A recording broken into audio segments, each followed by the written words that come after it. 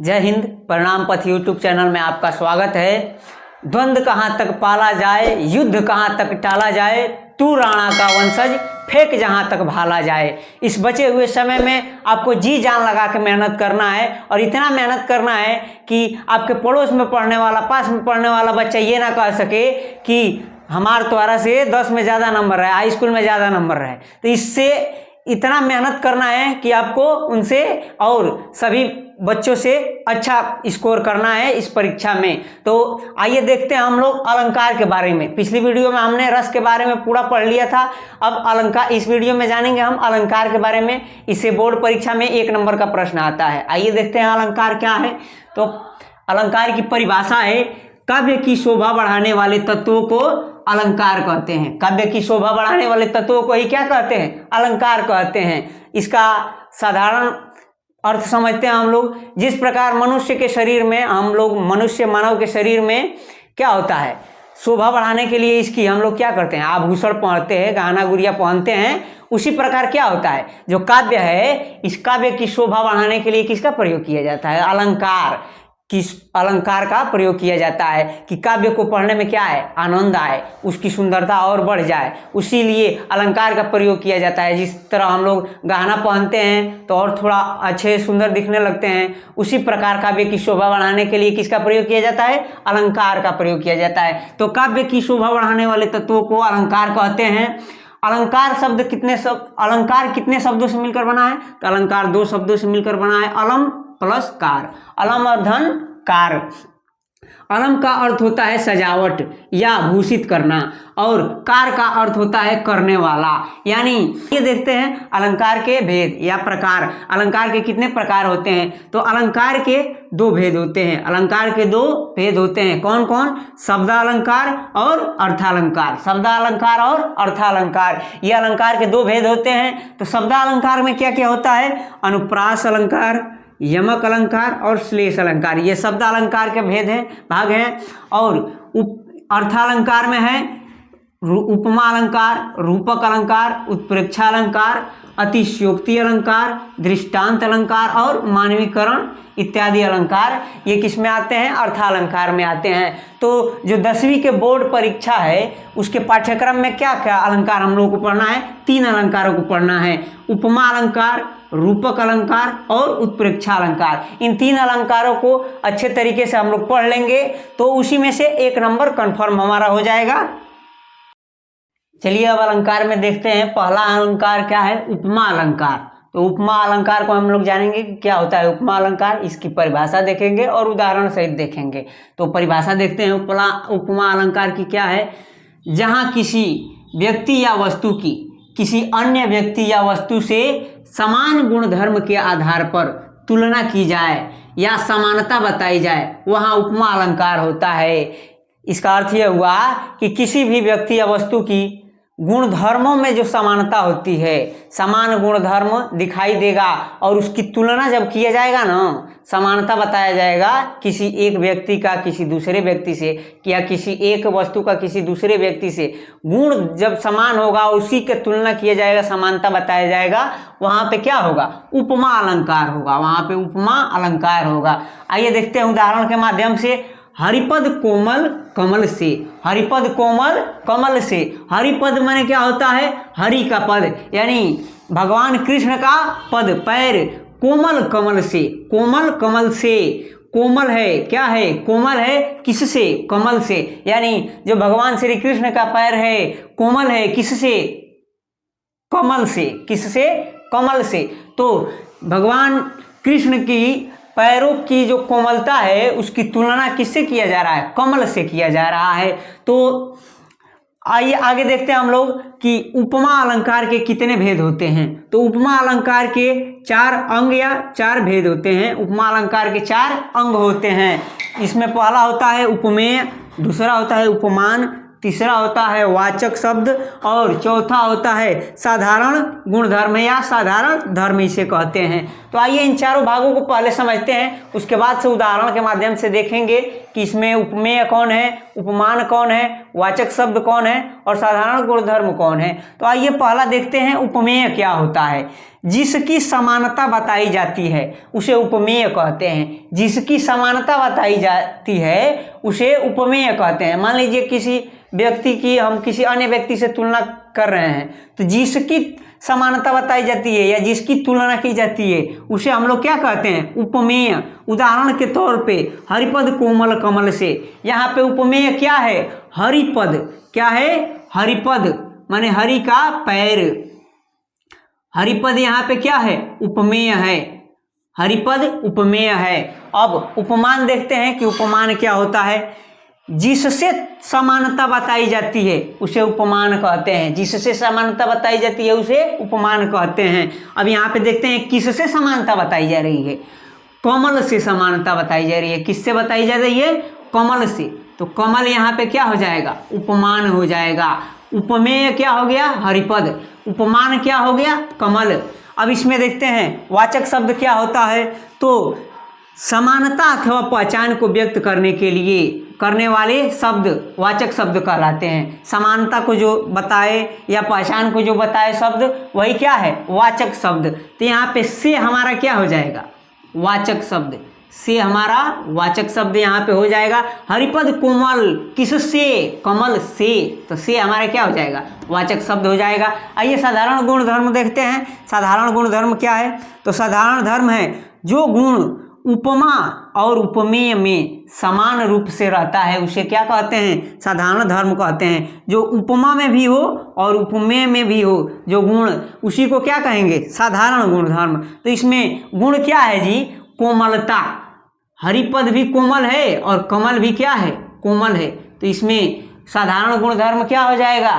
कोमलता। चलिए एक अन्य उदाहरण के माध्यम से उपमा अलंकार को हम लोग समझते हैं। एक अन्य उदाहरण है हमारा पीपर पात सरिसमन डोला। पीपर पात सरिसमन डोला यानी पीपर के पात के समान हमारा मन क्या होता है? डोला।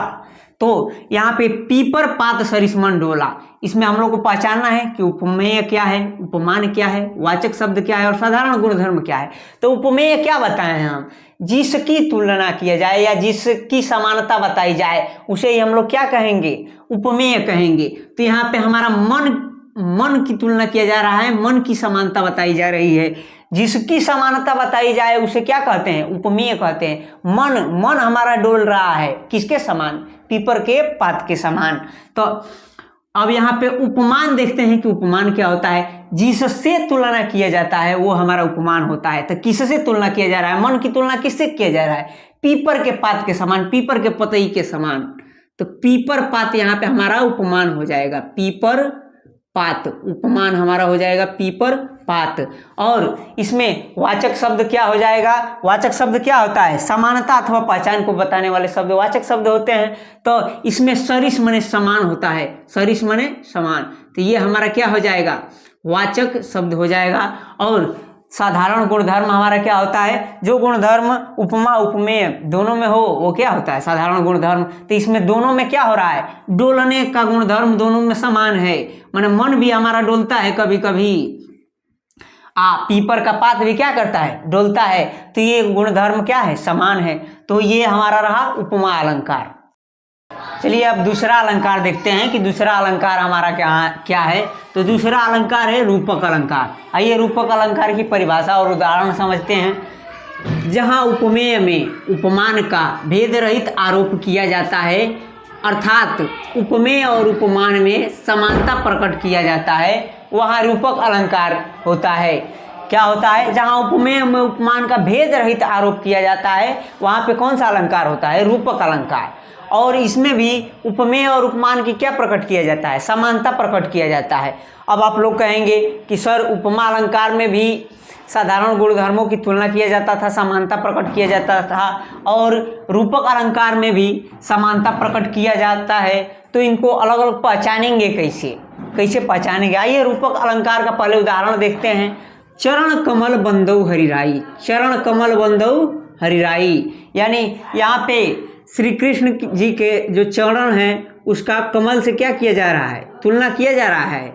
चरण कमल बंदऊ हरिराई, माने श्री कृष्ण जी है, श्री कृष्ण जी मैं आपके कमलवत चरणों की क्या करता हूँ, वंदना करता हूँ, कमल रूपी चरण की क्या करता हूँ, वंदना करता हूँ। यहाँ पर भी क्या कमल के समान चरण को बताया गया है, लेकिन इसमें अंतर क्या होगा तब उपमा अलंकार और रूपक अलंकार में, यहाँ पर वाचक शब्द का प्रयोग नहीं किया गया है। उपमा अलंकार होता है उसमें वाचक शब्द से, सा, सम के समान का प्रयोग किया जाता है, लेकिन यहाँ पे वाचक शब्दों का प्रयोग किए बिना भेद रहित आरोप किया जाता है। भेद रहित, भेद बताए बिना आरोप किया जाता है। जैसे चरण कमल, चरण कमल, चरण और कमल का कोई भेद नहीं बताया गया है, कोई समानता नहीं बताया गया है, लेकिन चरण के समान इसमें कमल को कह दिया गया है। कमल के समान किसको कहा गया है, चरण को कहा गया है। चरण कमल बंदऊ हरिराई, माने हे श्री कृष्ण, हे प्रभु मैं आपके कमलवत चरणों की क्या करता हूँ, वंदना करता हूँ। अगला उदाहरण है हमारा, मुख चंद्र तुम्हारा देख सके मन सागर मेरा लहलाता।